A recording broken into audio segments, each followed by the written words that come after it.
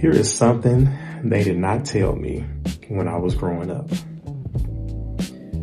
Diseases, sicknesses, ailments are not passed down from the previous generation.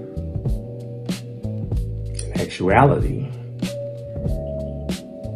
it's more or less behaviors. Let me explain. Let's say you go to the doctor for the first time, and oftentimes doctors want to know, first and foremost, medical history. The reason why doctors are wanting to know medical history, especially regarding family, what they're trying to figure out is what's in the bloodline. In other words, is there a history of high cholesterol, diabetes, or cancer, or stroke, or whatever it may be? They're trying to determine what's in the blood. Because if they know the history, they can then advise the patient on what they need to do differently. And so the idea here is not to embrace this idea of, well, since my mama had it, and it automatically means I'm gonna have it. Well, since my grandfather had it, it means I'm automatic. No, that's not the case at all. What doctors will then say is, let's take me, for example. In my family, high cholesterol is prominent. And so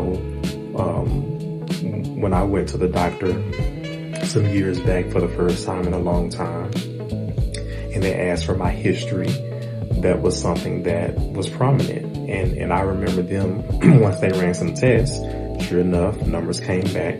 My cholesterol numbers were high.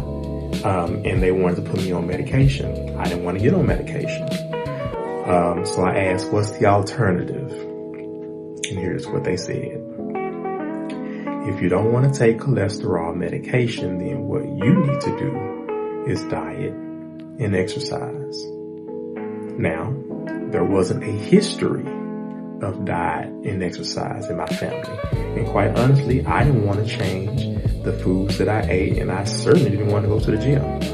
But at the end of the day, if I wanted to live better, I had to consider changing behavior.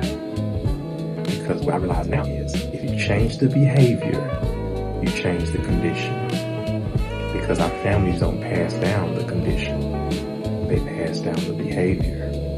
So if you don't want to continue to pass down behaviors to your children and your children's children, then let's change the behavior now so that the conditions for them will be different. If I said something you like, please share, subscribe, like, comment, and I hope to see you in the next video.